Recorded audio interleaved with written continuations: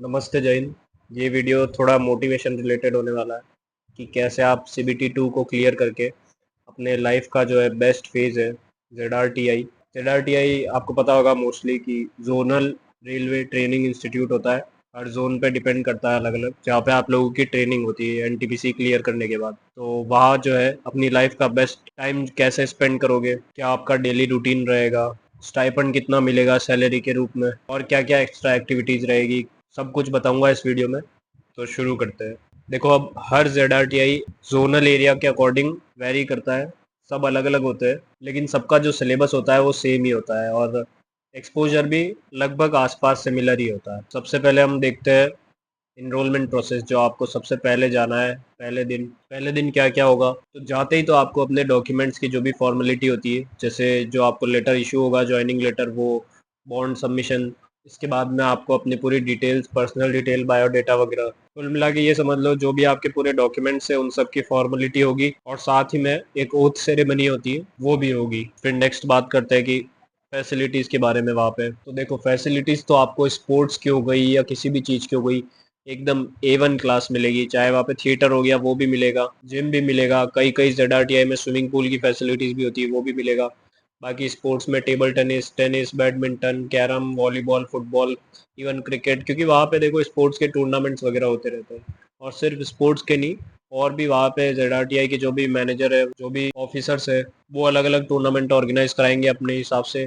कहीं पे तो क्विज के होते हैं, कहीं पे ग्रुप एक्टिविटीज़ के होते हैं, कहीं कैंप वगैरह, तो सब अपने अपने हिसाब से चलते हैं। लेकिन कुल मिला के ये है कि इन्जॉयमेंट पूरा होता है और आप सभी को इन सब में पार्टिसिपेट करना ही चाहिए। वहाँ पे जाके ऐसा नहीं कि आप बिल्कुल अलग हो जाओ।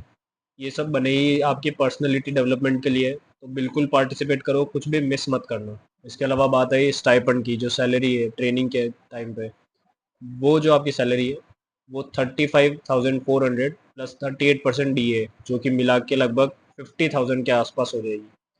तो अगर ट्रेनिंग में आपको हर मंथ 48,000 आसपास मिल रहा है, तो इससे बढ़िया तो क्या होगा। साथ में आपको एक्सपीरियंस भी मिल रहा है सीखने का, रोज आपके पास अपना पर्सनल टाइम है खेलने का, दोस्तों के साथ बातें करने का, बाहर घूमने का, और उसी चीज़ की आपको सैलरी भी मिल रही है। इसीलिए कहते हैं ट्रेनिंग पीरियड जो होता है वो गोल्डन पीरियड होता है किसी भी ऑफिसर की लाइफ का। अगला मैं आपको सिलेबस के बारे में बता देता हूँ। तो मेनली जो है 4 सब्जेक्ट्स होते हैं सिलेबस के: ट्रैफिक, कमर्शियल, मॉडल रो, ब्लॉक रूल्स। इन सब का थ्योरी भी पढ़ाया जाता है, प्रैक्टिकल भी पढ़ाया जाता है। थ्योरी जनरली बोरिंग होता है, लेकिन अगर आपको इंटरेस्ट है तो आप अपने आप से फ्रंट बेंच पे बैठेंगे और पढ़ेंगे। बाकी ओवरऑल प्रैक्टिकल में सबको समझ आ ही जाता है सब कुछ। और इसके अलावा 90% अटेंडेंस जो है वो कंपलसरी होती है। अगर आपकी इतनी परसेंट अटेंडेंस नहीं होती है तो आपको कोर्स रिपीट करना पड़ता है, आपकी जो है पोस्टिंग नहीं होती है। तो इसलिए आप खुद से कभी भी कोई हॉलीडेज मत लेना, क्योंकि अगर आप बीमार हो जाते हो तो वैसे ही 90% तो हो ही जाएगी। इसलिए ट्राई करना सिलेक्शन होने के बाद ट्रेनिंग में रोज जाओ, एक भी दिन की छुट्टी या बंक ना मारो। इसके बाद कई बच्चे यूनिफॉर्म को लेके बहुत एक्साइटेड रहते हैं। तो जो स्टेशन मास्टर ये लोग रहते हैं सीनियर एकदम, उनकी जो यूनिफॉर्म रहती है वो वाइट पैंट और वाइट शर्ट रहती है। जबकि सीसीटीसी और सीनियर सीसीटीसी जो भी रहते हैं उनकी वाइट शर्ट और ब्लैक पैंट रहती है। इसके अलावा जो असिस्टेंट लोको पायलट या टीएनसी है, उनकी यूनिफॉर्म जो है स्काई ब्लू शर्ट और डार्क ब्लू पैंट रहती है। इसके अलावा अकाउंट डिपार्टमेंट वालों को अपने फॉर्मल्स पहनने होते हैं रोज। फिर अगली चीज़ पे चलते हैं जो कि है डेली रूटीन। डेली रूटीन जो है मैं इन जनरल बता रहा हूँ, वहाँ पे बच्चों का क्या रहता है। इस रूटीन के अलावा कभी हो सकता है कि आपको फील्ड एक्सपोजर के लिए ले जाए या अलग अलग कैंप के लिए ले जाए। जैसे कभी कभी कोई जगह पे घुमाने ले जाते हैं, या फिर कोई जगह पे सोशल एक्टिविटीज़ करने ले जाते हैं कि ट्री प्लांटेशन करना, या फिर आसपास आपके कोई फेमस पब्लिक एरिया है तो उसकी क्लीनिंग वगैरह करना। तो इन सबको मैं इंक्लूड नहीं कर रहा हूँ, लेकिन जनरल जो रूटीन रहता है उसके बारे में बताता हूँ। सबसे पहले 6 o'clock आपको उठना पड़ता है। फिजिकल ट्रेनिंग होती है आपकी, एकदम लाइट होती है पीटी, ज़्यादा हार्डकोर नहीं होती है, हर बच्चा कर लेता है। उसके बाद में 7:15 से 8:15 जो है आपका ब्रेकफास्ट होता है।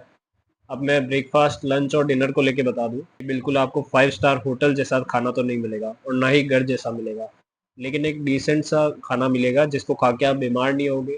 और शुरू शुरू में ठीक लगेगा, पर हो सकता है कुछ दिन के बाद आप सेम मसाले खा के, सेम टेस्ट खा के बोर हो जाओ। पर इसमें भी जो है जोन वाइज डिपेंड करता है। जैसे साउथ के हो गए तो वहाँ चावल ज़्यादा मिलेंगे, वेस्ट में रोटी वगैरह, पाव वगैरह ज़्यादा मिलेंगे। तो हर जोन का अपना अपना डिपेंड करता है खाने का। बाकी फिर ब्रेकफास्ट के बाद जो है आपकी थ्योरी क्लास शुरू हो जाएगी 8:15 से 12 लगभग, और ये टाइम मेनली थ्योरी क्लास का ही रहता है। इस टाइम पे बच्चों को ज़्यादातर जो है नींद भी आती है। इसके बाद जो है लंच टाइम रहेगा 12 से 2।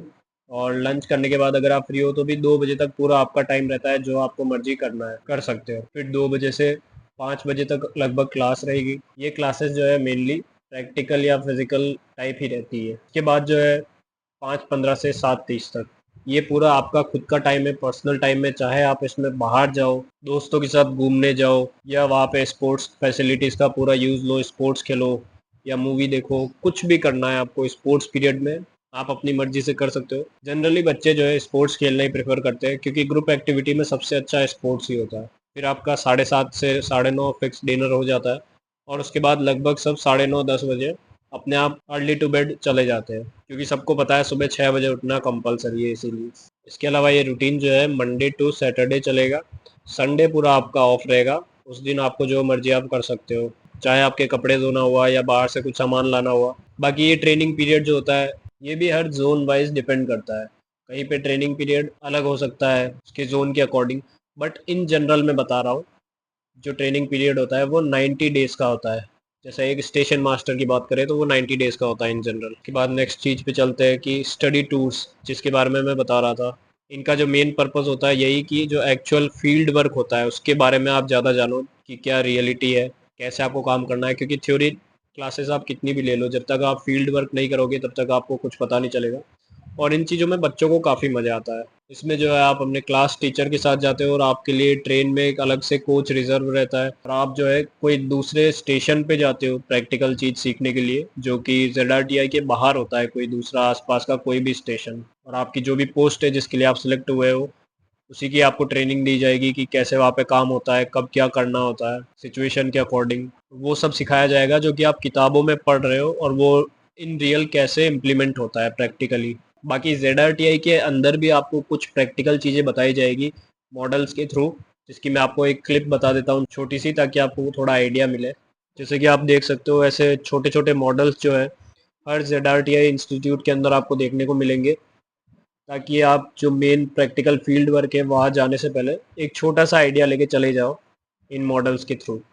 बाकी मैं यही उम्मीद करूँगा कि जो भी इस वीडियो को देख रहा है उस बच्चे का सपना पूरा हो, और चाहे ZRTI जाना ही क्यों ना हो वो बिल्कुल जाए, और NTPC को क्लियर करके अपने आप को सेल्फ इंडिपेंडेंट बनाए। तो आई होप इस वीडियो से आपको थोड़ा मोटिवेशन मिला होगा आगे और पढ़ाई को कंटिन्यू करने के लिए, एक जोश के साथ, कि जल्दी से इस पढ़ाई वाली लाइफ को ख़त्म करके एक अच्छी लाइफ शुरू करें ZRTI ट्रेनिंग के थ्रू। बाकी मिलते हैं किसी नेक्स्ट वीडियो में किसी नए टॉपिक के साथ।